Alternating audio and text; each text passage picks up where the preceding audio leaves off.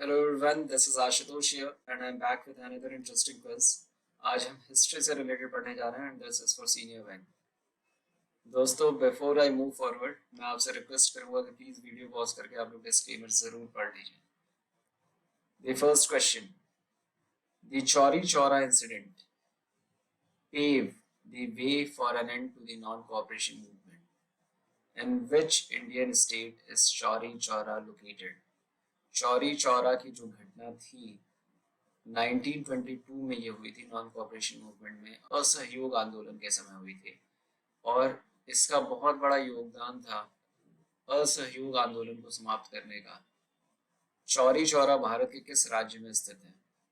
बिहार, उत्तर प्रदेश, उत्तराखंड या महाराष्ट्र?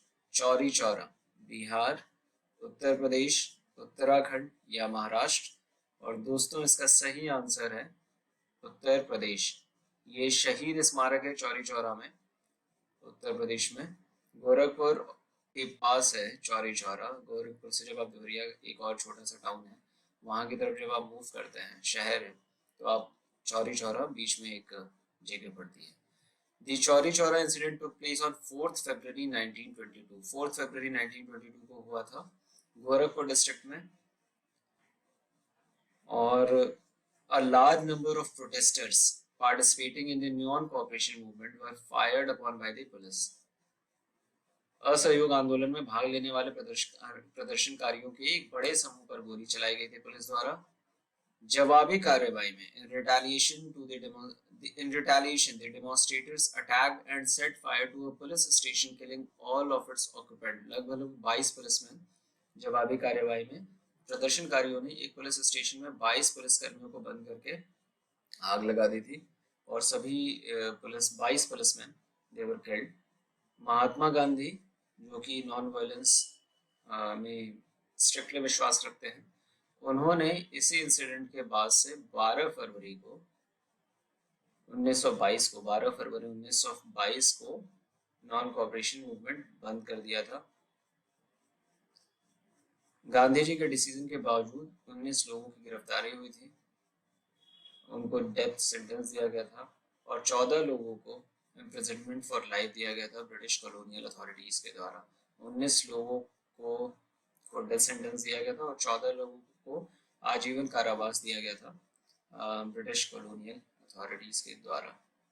तो चौरी चौरा उत्तर प्रदेश इसका आंसर था। दोस्तों दूसरा क्वेश्चन है, he was the chief organizer of the fight against the British in Bihar during the Indian Rebellion of 1857। 1857 के भारतीय विद्रोह के दौरान बिहार में अंग्रेजों के खिलाफ लड़ाई के मुख्य आयोजक थे वह। He belonged to a family of Jainiya clan of the Parmar Rajput of Jagdishpur. वह जगदीशपुर के परमार राजपूतों के उज्जैनिया वंश के एक परिवार में से थे। At the age of 80 की उम्र में he led a selected band of armed soldiers against the troop under the command of British India Company। 80 वर्ष की आयु में उन्होंने ब्रिटिश ईस्ट इंडिया कंपनी के अगेंस्ट आवाज उठाई थी और लड़ाई ये की थी 1857 की लड़ाई में। उनकी उम्र उस समय 80 वर्ष की थी। हम यहाँ पर किसके बारे में बात कर रहे हैं दोस्तों? About whom are we talking here?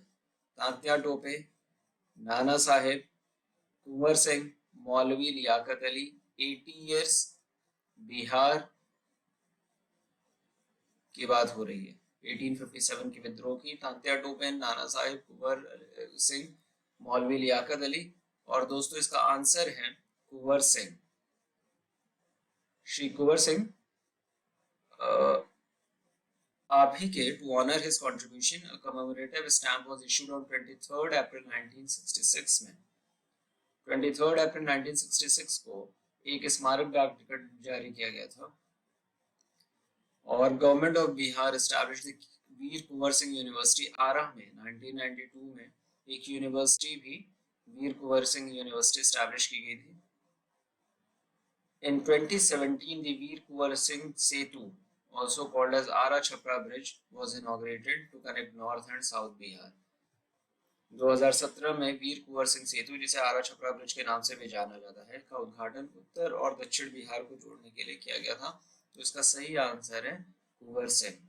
Bihar at the age of 80 Kunwar Singh ji ने अंग्रेजों के अगेंस्ट फाइट किया था। नेक्स्ट क्वेश्चन है, The Sadler Commission was appointed for the purpose of making recommendation to reform a university. Although it dealt with that specific university only, the problems it had studied were more or less common to other Indian universities. एक विश्वविद्यालय में सुधार के लिए सिफारिशें करने के उद्देश्य से सैडलर आयोग की नियुक्ति की गई थी, सैडलर कमीशन। यद्यपि यह केवल उस विशिष्ट विद्यालय के विश्वविद्यालय से संबंधित था, इसने जिन समस्याओं का अध्ययन किया था वे अन्य भारतीय विश्वविद्यालयों के लिए कमोबेश सामान्य थे। मतलब Sadler commission was appointed to study about a specific university, but इनके जो रिकमेंडेशन थे वो बाकी यूनिवर्सिटीज, इंडियन यूनिवर्सिटीज के भी केस में एप्लीकेबल थे। ये किस विश्वविद्यालय का यहाँ पे उल्लेख है, सैडलर कमीशन किस यूनिवर्सिटी के बारे में उनके रिकमेंडेशंस आए थे, लेकिन वे बाकी यूनिवर्सिटीज के लिए भी एप्लीकेबल थे। Your options are Nalanda university, Sadler commission ध्यान रखिएगा, Nalanda university, Allahabad university, Calcutta university या जामिया मिलिया इस्लामिया यूनिवर्सिटी। नालंदा विश्वविद्यालय, इलाहाबाद विश्वविद्यालय, कलकत्ता विश्वविद्यालय या जामिया मिलिया इस्लामिया विश्वविद्यालय। और दोस्तों इसका आंसर है कैलकाटा यूनिवर्सिटी। सामने Austen, the secretary of state for India Austen Chamberlain invited Sadler, Sadler ji की फोटो है टू, और इनवाइट किसने किया था, ऑस्टिन चैम्बरलेन ने किया था, वो secretary of the state at that point of time. और to accept the chairmanship of commission the government proposed to appoint an inquiry into the affairs of the university of Calcutta. Calcutta की university में जो भी मामले थे उनकी विस्तृत जानकारी के लिए या उसके मामलों की जांच के लिए नियुक्त किया गया ये जो कमेटी थी, which was सैडलर कमीशन, उसको किसने किया था, ऑस्टिन चैम्बरलेन ने बुलाया था, जो कि भारत के राज्य सचिव थे उस समय। और Shri Ashutosh Mukherjee, known as the Tiger of Bengal, was a member of that commission. Ashutosh Mukherjee ji, जिन्हें हम बंगाल के टाइगर के नाम से भी जानते हैं, वह उस कमीशन के मेंबर भी थे। तो हम सैडलर कमीशन की बात कर रहे हैं, कैलकाटा यूनिवर्सिटी की। ये आपके हिस्ट्री से रिलेटेड क्वेश्चंस में इंपॉर्टेंट रोल प्ले कर सकता है। तो with this we come to the thought of the day दोस्तों, और आज का थॉट है, there are far far better things ahead than any we leave behind. हम बार बार अपने पास्ट को लेकर परेशान ना हो। There are far far better things ahead than any we leave behind. C.S. Lewis का ये स्टेटमेंट है कि पीछे छूटी हुई चीजों के अगेंस्ट हमारे सामने आगे काफी अच्छी अच्छी चीजें आने वाली है, हमेशा हमें आशावादी रहना है।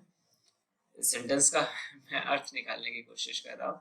तो there are far far better things ahead than any we leave behind, जो भी हमने पीछे छोड़ा है उनसे कहीं ज्यादा अच्छी चीजें हमारे सामने आने वाली हैं। तो आज का क्विज हम यहीं समाप्त करते हैं। Hope you have learn something new. आप लोगों ने कुछ नया सीखा है। Keep learning, keep growing. Thank you.